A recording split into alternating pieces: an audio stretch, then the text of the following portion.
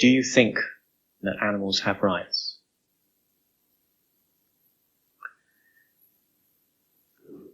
I think sort of human beings who work with animals, they have the principal rights. One advantage we have over animals is that human beings accumulate experience. We have that capacity. Animals do not do that to any good extent. And to suggest that you mean that animals have rights, they cannot voice their rights upon us. No. Dodgy.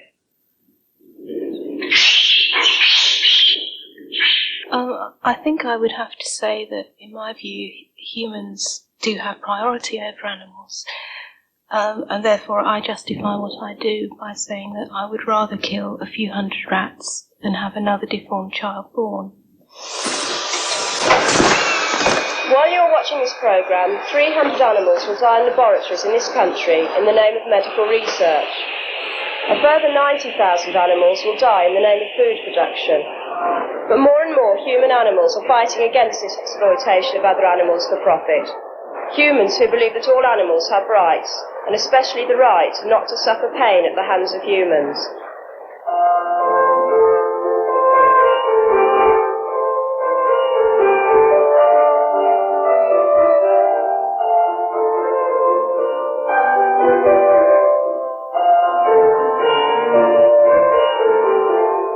I've only really been within the meat industry for a year, despite the fact that I sort of worked in family butcher shops, that type of thing. Being completely new to it, I did treat my first visit to a slaughterhouse and intensive farms with some trepidation. I myself an animal lover. I have horses, I have dogs, I have pets. So I'm your typical sort of English pet lover, if you like. And sort of upon entering the slaughterhouse and the intensive farm, I've certainly never, ever observed anything to cause me any concern.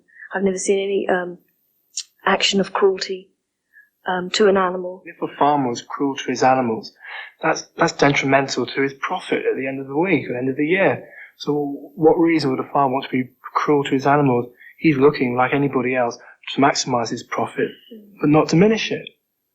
The animal liberation may, in some cases, think they are right, but have they ever been on farms? Have they ever got down to the grassroots exactly of what goes on? Like, it's very nice from a city dweller. It's very like us to criticise city dwellers and say the streets are dirty, and that everything isn't correct. There's too many derelict buildings. There's too many hungry people. There's too many people on the streets. But, like, do we obviously understand the problems as a rural people when we come to the city? We don't. It takes a while to learn. And it's the exact same with the animal welfare lobby. They've got to come out, see farms.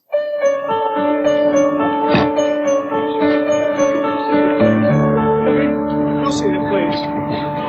This way my farmer comes to see it, please. Please,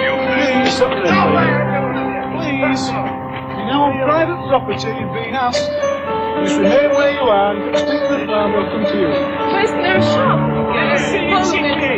This way, dear. No, you haven't crossed the address to start with, none of you. Complete disinfection. Everybody, nobody. They'll be completely disinfected. Disease orders to start with. Disease orders. And you'll know that you've got SVD, fever, IV, anything like that, you could be carrying it. No, I have not. Nothing. No. No. No. Nothing to see. You can't come, you're not disinfected, you aren't wearing the right clothes, and you're trespassing, every one of you. Smoking away, tobacco. That is public health problem. Have you got any idea? First person that steps down there, I wouldn't want to be with, I wouldn't do it with one of them. Give them the birthright. Give them the birthright. Have you got one? Yes, I got a birthright. Right then, bugger off. Freedom. Yeah, that's your answer. Give them their birthright. Get them out of Don't get some work done. We all work. We work 7 days a week, that's not done a day's work in your life. He's just playing really arrogant, yeah? He's just answering one question with another, smothering it all up, like, he won't let anyone in to see what's going on. I mean, look, chickens ending up like that, yeah? Like, he said, oh, they're all healthy, covered in feathers, doing fine, yeah? They're cooped up in little boxes sort of thing, you know? It's just not on. It's like, they're getting stuffed up in little boxes, eggs coming out, and then they're just getting cooped up and left to die sort of thing, getting force-fed, pumped full of food, things like that. It's just not on. So the people like that just do for it for the money. They just don't care about humanity or things like that. Why can't we go in? We want to know. Where do you live? In Bradford. Where do you live? Right there. Can I go in your house? Yeah, if you come round. What for?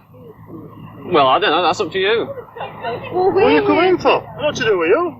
We want to come in because we want to look at these birds who are kept in terrible conditions. Is that right? How many have you got here? Is that right? How many birds have you got Is that here? right? Yeah, it is right. Is that right? No, I'm not showing you nothing. Well, why? What are you ashamed of? I'm not showing you nothing. Because you anybody who comes round, we had a party round, we take school parties, right, all sorts, ladies circles round, and every year, I don't know how many people come, children come looking round to start with. No. Why not? I didn't know I needed to come. How did you manage to sterilise and disinfect all these children so that they could come in and we can't? Eh? How did you manage to sterilise and disinfect all these children so that they could come in but we can't? Oh, that was easy. Wellingtons on. They all came with Wellingtons on. Yeah. Most of the people here have got Wellingtons on. Where? Have they? Yeah. Where? Look behind you. Do you know what a Wellington looks like? Who the hell are you anyway? Who am I? I'm just the person who's coming in to see this disgusting place. But why should I? What did he do? Why shouldn't you? Why should I? I'm concerned about those animals in there. How old are you? What's that got to do with it? Precisely. Absolutely. You've just hit the nail on the head. No, it's not your duty. You mind your own business then. What's got to do with you? What I got to what I have to Exploitation is everybody's business. I don't know what bloody work is. You work here. Yeah. What is the condition of the chickens kept in the farm? Can all those with Wellingtons move to the front, please? No, just telling him that. Yeah, but if you want any comments, Mr. Kershaw is the person to give you them. Okay? It's right, but I mean... I am in a box. I'm in a box. I'm in a box. I'm in a box. You're in a box. I'm in a box. You ought to be in a box. What's legal isn't always what's right. I mean, we think it's illegal anyway. Yeah. I mean, because it's against all the animal protection laws that exist in this country. It's only that it hasn't been brought to court and proved to be cruel that if people go on saying it's all right. I mean, the ministry has passed laws which include the battery system, okay, but if it went to an impartial court and was judged according to proper animal protection viewpoint, it would be deemed illegal. And in Germany, it has been deemed illegal time and time again, and they are now just coming up to a further test case which might actually outlaw the battery system totally in Western Germany. So we're just one step behind them. and if his battery is so up to standard and there's nothing wrong with his chickens, why did he refuse the offer of letting one of us in with a camera to show everyone how beautifully his chickens were kept? He totally refused that. He wouldn't back his mouth up with his actions. Well, and these pictures we have are certainly his Yeah. chickens, and he denied this, so he presumably thought that they didn't look up to scratch, and I bought them personally, paid 85p each for them, so we know perfectly well they are his chickens. He didn't seem to know what a chicken should look like. He said, "What's wrong with that chicken? There hardly any chicken there. A pair of legs, three feathers, and a scrawny neck." Someone showed him a picture of what a chicken should look like to educate him, and he just tore it up and threw it away. He didn't want to know, did he? Didn't want to learn. No. I can tell you all about this. Are you a veterinary You've probably got 20,000 birds here. Are you a veterinary surgeon? There's probably 40 to 60 million birds in this country, laying about 250 eggs each a year in tiny little tranced cages with 4 or 5. Who's keeping ends on it? There's lots of people. I've got 2 of yours. Two? How many more have you got? Why have you only got 2? Because I don't have enough people. Because you don't want to make Why have you only got a dozen? She don't want it. Why do you want to show us how to do it? There's lots of examples. There's deep litter and free-range farms. Show us how to do it. And then say, look, you should do it this way. Chickens in battery units in the cage system, I feel that I'm not under stress. They have everything they need. They have food, water, ad lib as they want it. Control ventilation and lighting. See, if you put a chicken with its wings spread out, it covers pretty well three battery cages, which shows that if the birds were allowed to spread their wings inside the cage, then the cages would have to be at least 6, and if not 7 times the size that they are. could be argued that this hen is quite different from those in the cages, but I must tell you that it's only 2 years since this one was set free from a cage. It was just the same as those 2 years ago. If we open the front of these cages, the birds should run out just as though they're kids released from school. But you see, in fact, they don't do that because they've become institutionalized. They've never been used to anything except life in a cage. No civilization in the history has eaten animal produce like we eat it.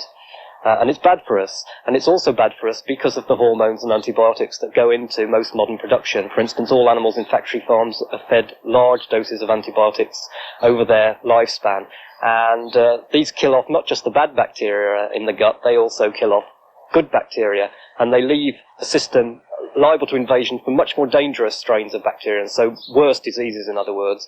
And these can be transferred to humans when we consume the meat. And there's a very great danger that in the long run we may be leaving ourselves open to a disease with the potential to spread like typhoid, and we will have no drugs to treat them because our bodies have developed a resistance to those drugs. So in the long term, I think that modern meat production could be leading to very, very serious health problems. Well, firstly, I wouldn't use the term hormones. I'd use the term growth motors. These growth motors and antibiotics are added to the feeds, and they're added by injection to the animal. The fact is that there has been a lot of problems. There's undoubtedly, we can't dispute this in the meat industry, there are a lot of problems as regards antibiotic and growth motor additions. But there are very stringent guidelines being introduced as to the use of these products. For example, the EEC have completely banned the use of growth motors. We in England have clamped down on the use of synthetic antibiotics, and we're only using natural antibiotics. By that term, I mean that we're only using natural growth motors, such as the growth hormone that we find in our own bodies. Do you know the difference between battery and free-range eggs? That leaf little tell you. 2 miles away from Brighouse Centre. We've been to the farm this morning. We couldn't get near, but these hens were taken out of that farm about 2 or 3 months ago, and this is the condition they were in. As long as you support battery eggs, this is how they live. You'll never ever be allowed to go in, you will never see them. But while you're buying eggs, you're encouraging this cruelty. So please, please, if you do eat eggs, buy free-range eggs. Free-range eggs are sold in the Whole Food shop, which is on Commercial Street.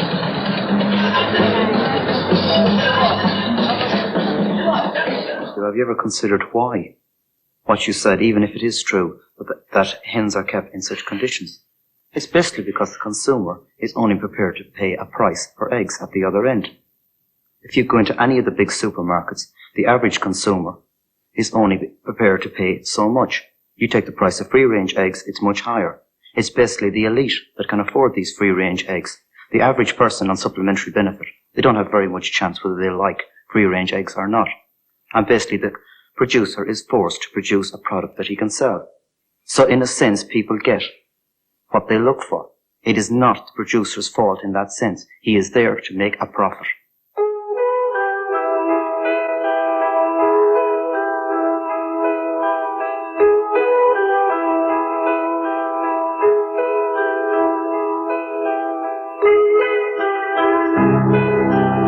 The next train to arrive at platform 6B, the 11:58 train, charter service to Ledbury.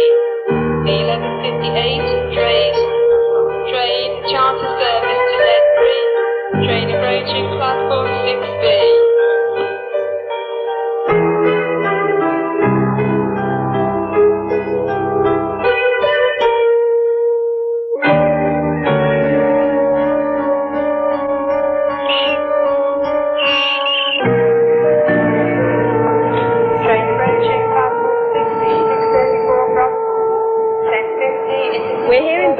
join a trainload of testers going to demonstrate outside Toxico Laboratories in Ledbury, Herefordshire. Toxico is a private company where no medical research is carried out, but where cosmetic and other chemical testing is.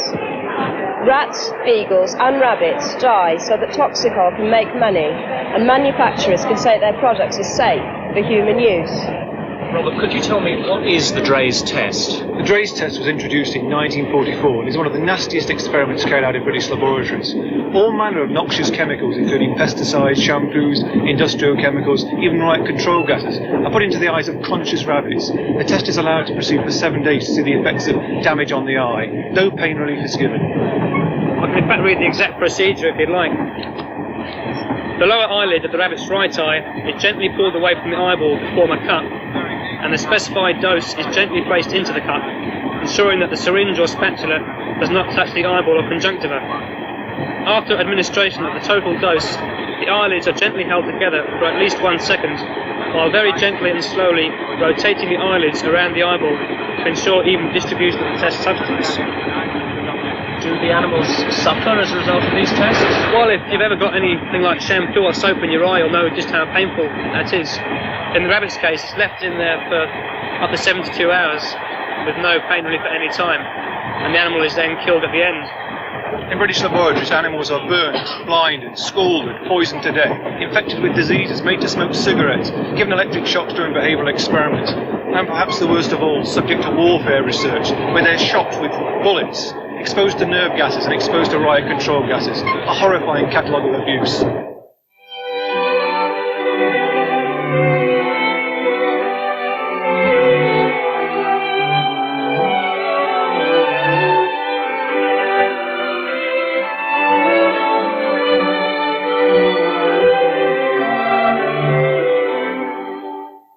I'm a research technician. I've spent 7 years working in the field of medical research. Particularly, we were looking at the effects of drug treatments during pregnancy and its effect on the fetus and on the newborn animal. I'm also a postgraduate student with several sort of years' experience with working with experimental animals.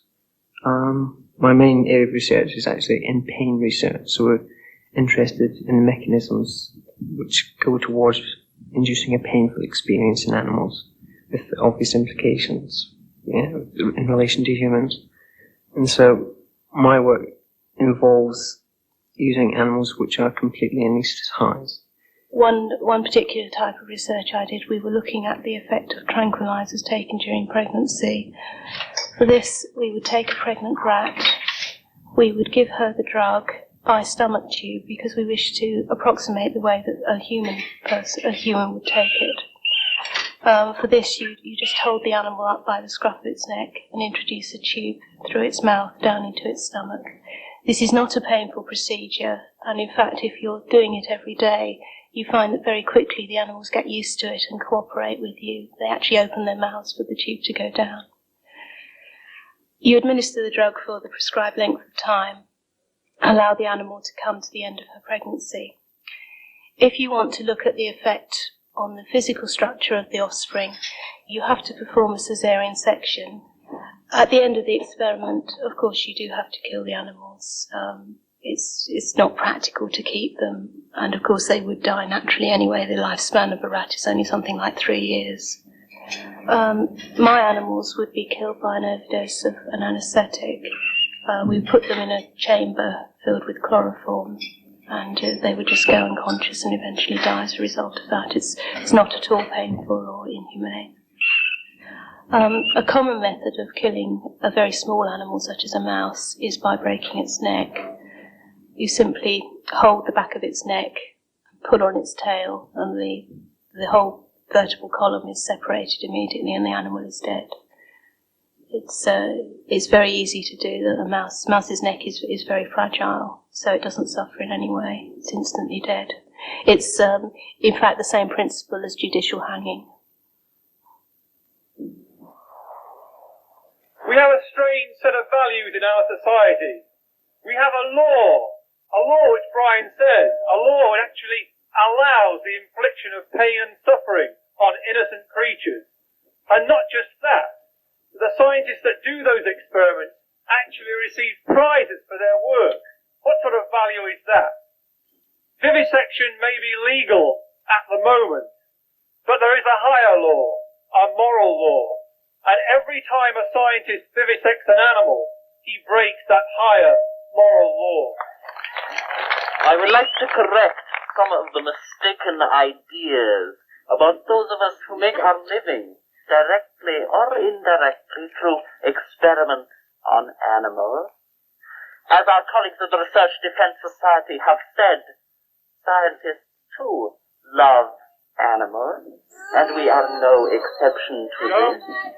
In any case, most procedures use only rodents and are simple injections or feeding experiments. But remember, we are the experts. We know what we are doing. Trust us. We have the best interests of the animals at heart.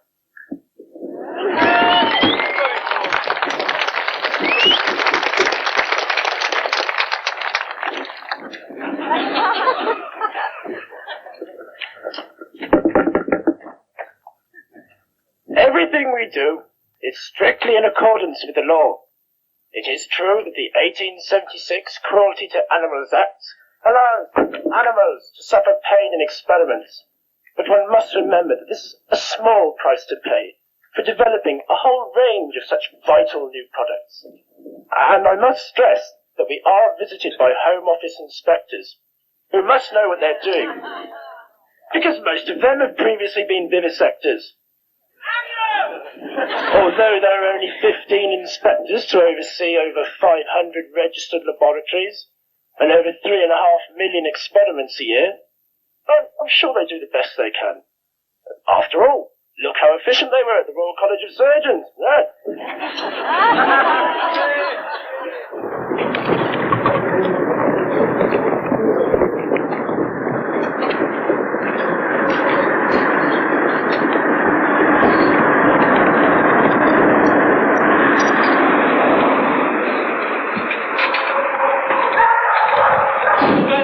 Nothing down there, they're empty. It's all empty. Get out! The dog's in there, Mark.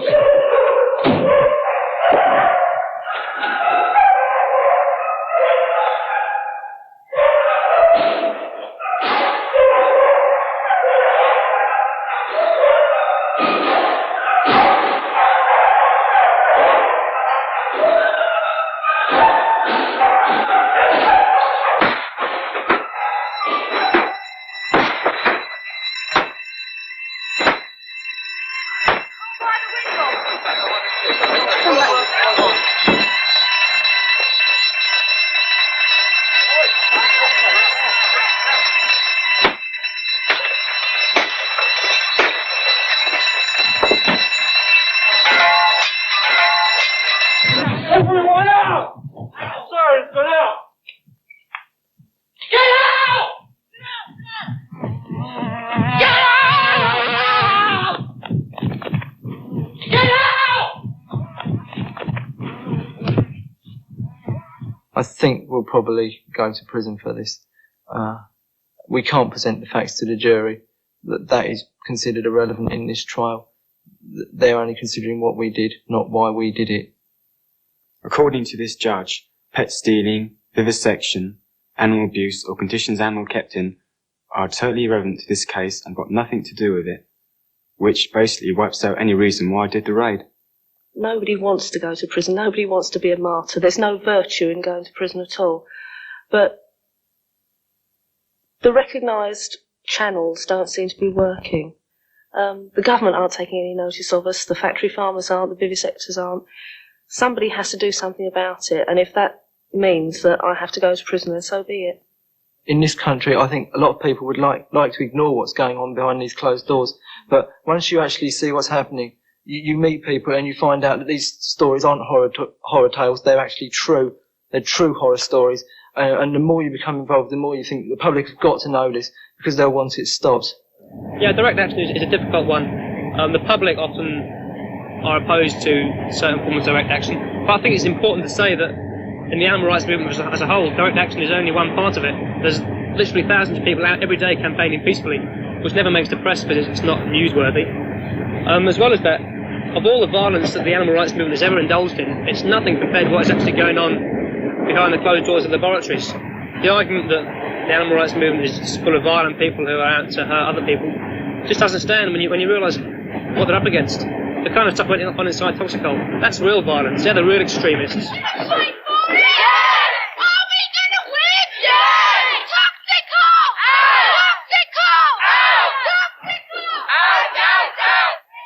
Veterinary research, dental research, every form of research which is taking place involving animals has benefited those people. And for them to turn around and slap sort of scientists all over the world in the face by sort of breaking into their homes, breaking into laboratories, harassing families, intimidating them, it seems to me quite appalling. Yeah, I think you should support the medical scientist in general for what he has done. If you take our society as a whole and consider all the byproducts of the meat industry, we have pet foods, we have clothing, our woolly jumpers, our leather shoes, our chemicals, pharmaceuticals, soaps. Like, our society is geared around the production of these goods. What alternatives have we?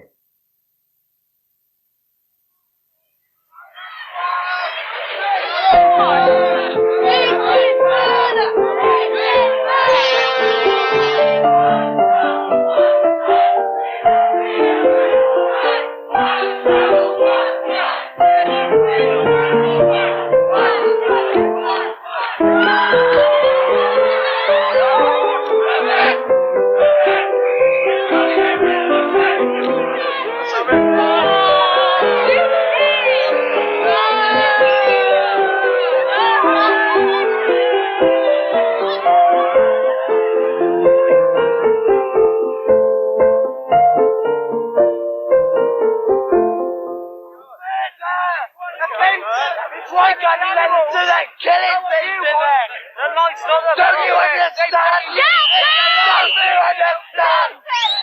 Don't you understand? They're killing things! Can't you see? Can't you see?